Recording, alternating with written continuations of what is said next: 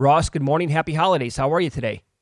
Yeah, good morning, guys. Happy holidays. I am fantastic. I am working tomorrow. So about 15 minutes after this interview, driving down to Potomac, Maryland, where my sister lives, so I can beat up my nephew. I have 2 daughters, and I have 1 nephew and 2 nieces. So when I visit my sister, it's the only time I can, wrestle with someone. He's in 8th grade, so he's starting to think he's something. Yeah. So I can't wait to just smash his face into the ground and let him know he's got at least 3 or 4 more years left, if he ever gets there. Yeah, if he ever gets there, that's a great message to send. Yeah, I love that. So you're going to be on the Raiders-Steelers game on Christmas Eve. We've said this before on the show plenty of times. You cannot handicap human emotion. What's that going to be like, you think, in that stadium and also with the players on that team? I know Franco Harris, he was, out of the league by the time all these kids were born, and they play for the Steelers right now. But he was supposed to get his number retired, and he passes away this week. Very emotional spot here in the game that you're going to be calling on Christmas Eve. Incredibly sad, Yeah. right? I mean, I live in central Pennsylvania, Harrisburg, Hershey area, and he's a Penn State legend, and he's a Steelers legend. That's a pretty good combo, man, in this state. With what he did at both those places, he was only going to be the 3rd Steeler ever to have his jersey retired Saturday. It was going to be an unbelievably celebratory occasion. Now it's going to take on a very different tone. It almost feels like a wake, I guess, because it's a few days after he tragically passed. I don't really know what to expect, guys, from the crowd or from the Steelers players. You're right in the sense that most of these guys, he's obviously well before their time, but they're also pretty well aware of what he means to the city of Pittsburgh. Do they come out and play harder? Is the atmosphere more subdued so it takes away some of the home field advantage for the Steelers? I really don't know. I did see that the tickets were pretty cheap for Saturday night. It's supposed to be negative wind chill, and it's Christmas Eve. And let's be honest, Steelers fans are used to having a really good team, a winning team. And I think people are like, you know what? They're 6-8. They're not going to the playoffs. It's Christmas Eve. Do I really want to sit out in negative wind chill? So I don't think there's going to be that much of an advantage at home for the Steelers. I actually like the Raiders as a teaser leg. Anytime I can get a Wong teaser and get through the 3 and the 7, I'm going to do that. So I had a bunch of teaser legs I liked this week, including Baltimore, San Francisco. So I'm teasing the Raiders up from plus 2.5 up to plus 8.5 last time I checked. Let me make sure that's still, now the spread's 2, but you can still take them up to plus 8 on DraftKings Sportsbook.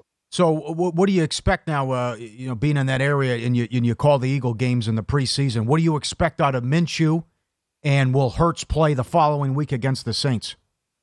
2 good questions. So you guys know I do every preseason game for the Eagles, so I've seen a lot of Gardner Minshew. And 2 thoughts. Number 1, I guarantee you he thinks he's going to throw for 400 yards. Okay. I guarantee it. Number 2, he's good. He's a good quarterback. Remember what he did in Jacksonville, or even what he did last year for the Eagles? Now he will have by far the best team he's ever had around him. Do you guys realize that the Eagles have 17 Pro Bowlers or alternates?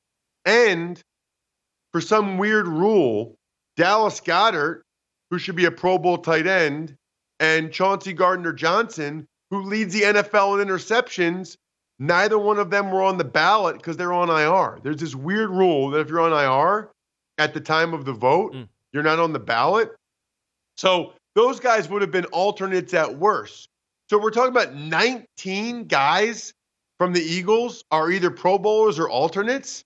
Think about that. That's like almost every starter. Yeah, it is wild how talented they are. I think Gardner Minshew is going to go in there and play his you-know-what off. I like the Eagles getting the points. Now, I got them Tuesday on the Even Money podcast when it was 5.5. For some reason, after the announcement that Hurts wasn't going to play, it went up to 6. Now I'm looking, and it's only 4.5. I still would probably take the Eagles. Yeah, that was my... I think, look, they almost are playing with house money. They know they only need to win one more game. The pressure's on the Cowboys. They can't lose the Eagles' backup. Eagles can go out there and just try to kick their you-know-what. Mm-hmm. I think it's going to be an awesome game. The interesting question about Hurts is I don't think he plays against the Saints if the Eagles win this game. Okay. If the Eagles lose this game and the Eagles still need that one win to secure home field advantage in the NFC East, that becomes an interesting question because I don't think the Eagles want to wait till week 18 to get that win, right? They don't want it to come down to a one-game scenario to have to get home field and the bye and all that. So I think there's a decent chance they do have him play against the Saints to take care of business. Although if Minshew plays really well, even if they lose to the Cowboys, maybe they'll still have the faith that Minshew can get it done against the Saints. Okay. Does Sanders get involved earlier than last week? I know fans back there were upset. And obviously, Ross, this is going to be like results-based. Well, look, the quarterback got hurt, and you ran him 17 times. Sanders was not a part of the game plan, and he only got like 11 or 12 carries. Do you think they get him going right away in the game against the Cowboys with Minshew, or how do you think they're going to attack it overall? Great question. I do think Sanders will get more involved early, and I think that's a good recipe against the Cowboys is to run the rock against them. We've seen teams like the Packers ran it right down their throat. Although I also think, I'll give you a little prop bet tip. Mm-hmm. Minshew loves Goddard, loves him. In fact, against the Jets last year, Goddard had a bunch of yards, might have gone over 100. He had 2 touchdowns. So I haven't looked at the prop bets on Goddard, this is his first game back. So maybe the props are low too. Maybe we can take all of the DraftKings money. Maybe the prop bets are low on Goddard. Take the over. Because Minshew loves him. The Eagles are going to do what the Cowboys' defense dictates. If there's 2 deep safeties, they're going to run Miles Sanders a lot. If the safety's in the box to stop the run, they have no problem letting Minshew attack the outside one-on-one with A.J. Brown and Devontae Smith against the Cowboys' corners. I don't think Minshew runs much. Although he's a better athlete than we give him credit for. I think he said to me in the preseason, he's like, I can run those plays. I can run the zone read. He's like, if Jalen will get you 50, I can get you 5. Not bad. Not bad. 2 minutes. What would you do with Zach Wilson the rest of the season and the future now? Pray that they clear Mike White and he can play in the next game. And you have a couple more games for Mike White to play. If he's not, you play Streveler, I think. And I don't know. I mean, maybe they go into next year with a competition, Mike White and Zach Wilson, and give Zach Wilson one more shot in the offseason. But if Mike White wins the job, they'll probably try to trade him. Yeah. You know, it's really tough for a guy to come back from what Zach Wilson's happened now. He's been benched multiple times. Yep. The fans now can't stand him. Yep. It's tough to come back from that. Yep. I know we're up against it with the holidays and Christmas a couple of days away, but how is everything going at myfrontpagestory.com? Good. And you know what? I just realized, guys, this is actually the way to do it. You're actually benefiting right now if you haven't done your holiday shopping yet. Go to myfrontpagestory.com. Order this awesome personalized story for your mom or your wife or whoever. And here's the thing, they're not going to be able to write it by Christmas, right? Mm-hmm. So you print out the order, you hand them that in a card or an envelope, right? They love it. They love the idea. You tell them what it is. You say, I want to make the story perfect.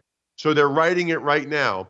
So then your mom or your wife, they have a week or two to look forward to this. Like they know you bought them this awesome story all about them, and they're like waiting a week, maybe 10 days. They can't wait to get this story. Then it's like you have them a sticking gift because then you actually give them the story. They know it's coming. The anticipation's amazing. They read it. They love it. They cry. You win. MyFrontPageStory.com. MyFrontPageStory.com. Excellent idea. He's on Twitter at Ross Tucker NFL. Good luck wrestling your nephew this weekend. Oh, yeah, I don't need any luck. No. He's not there yet. He's done. He's dead. All right, Ross. Visit VSiN.com to get current odds, listen for free, find showtimes, and download VSiN sports betting podcasts.